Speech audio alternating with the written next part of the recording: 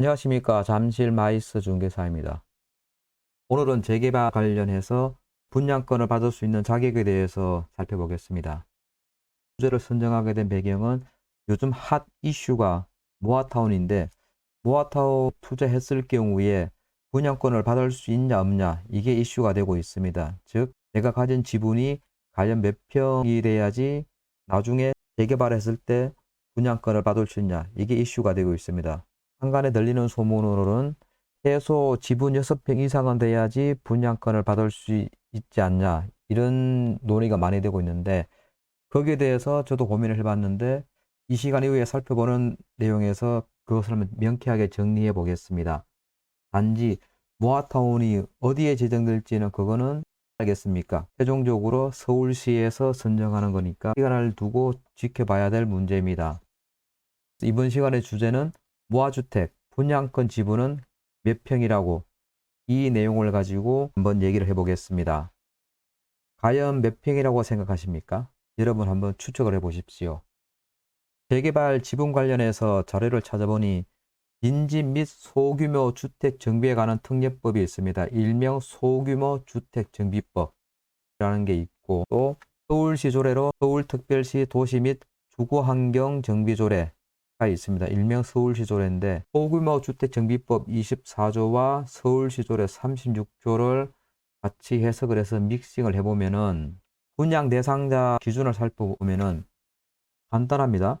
주택을 소유한 자, 그리고 토지 총 면적 90제곱미터 이상 소유한 자, 90제곱미터면 약 27평 이상 될 겁니다. 그리고 단독 다가구 소유자, 이 주택을 소유한 자 같은 경우는 실질적으로 지분을 얼마나 보유하냐, 이게 이슈가 되고 있는데, 주택과 토지 같이 보유하면 됩니다.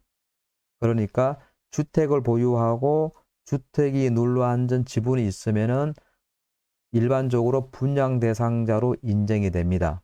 그런데 요즘 이슈가 되는 게 이 주택이 눌러앉은 지분이 얼마가 되냐 이것이 문제가 됩니다. 그래서 요즘 가장 일반적으로 보편화된 논리가 지분이 6평 이상은 돼야 한다, 이렇게 얘기가 많이 되어 왔습니다. 근데 이 법이나 조례에 어딜 보더라도 지분을 몇 평 이상 보유해야 된다, 그런 얘기는 없습니다.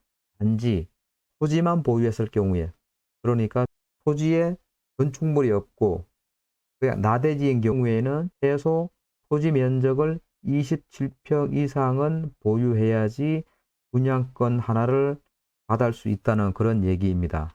그러니까 주택이 있는 경우에 지분은 문제가 되지 않습니다. 참고로 단독주택이나 다가구 주택 같은 경우는 그 규모와 상관없이 각 하나의 소유권으로 인정되기 때문에 단독이나 다가구 소유자는 하나의 분양권만 인정되고 있습니다. 그렇기 때문에 단독 다가구 구별의 의미가 없습니다. 단지 단독 다가구 같은 경우는 가장 이슈가 되는 게 지분 쪼개기를 할 수 있다는 얘기입니다. 그렇기 때문에 단독 다가구 같은 경우는 권리 산정일 이후에 다세대 주택으로 전환할 경우에는 지분 쪼개기가 되기 때문에 각각의 지분을 인정하지 않는다는 그런 취지입니다. 오늘의 주요 포인트는 재개발, 소규모 재개발, 즉 모아타운을 진행할 경우에 지분을 몇 평 이상 가져야 되냐, 그거는 의미가 없습니다.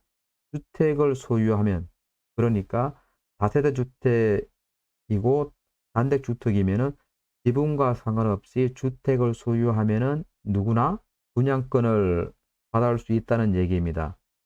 최근에 서울시 각 곳곳에서는 노후 주택지구와 노후된 지역에서는 모아타운이 인기가 많았을 겁니다.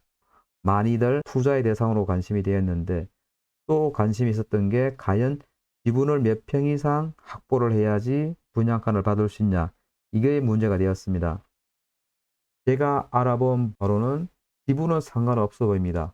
소규모 주택 정비법이나 서울시 조례를 종합해서 해석을 해보면은 지분은 상관없이 주택을 소유하면은 누구든지 분양을 받을 수 있다는 얘기입니다. 다만 지분이 적을 경우에는 나중에 분양을 받을 경우에 분담금의 문제가 되겠죠. 자기 지분이 적으면 분양받을 때 그만큼 자기 분담금이 늘어나기 때문에 투자 실익이 그만큼 없어지지 않을까, 그런 우려는 있습니다.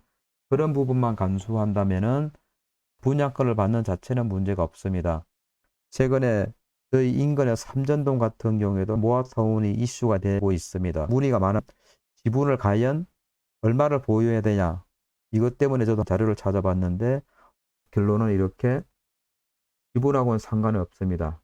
중요한 거는 첫째는 과연 어떤 지역이 모아타운 지역으로 지정될 것인가, 그리고 그런 다음에 지정이 됐을 경우에 분양권을 받았을 경우에 과연 얼마만큼의 분담금을 내고 기간은 얼마나 걸릴 것이냐, 이런 게 문제가 되지 않을까, 그렇게 생각을 합니다. 이렇게 오늘은 모아타운 관련해서 과연 얼마의 지분을 가져야지 분양권을 받을 수 있냐, 여기에 대해서 살펴봤습니다. 이 점을 참고하시어 투자에 응해주시면 좋을 것 같습니다. 이상 내용을 마치며 이 영상을 끝까지 시청해 주셔서 감사합니다.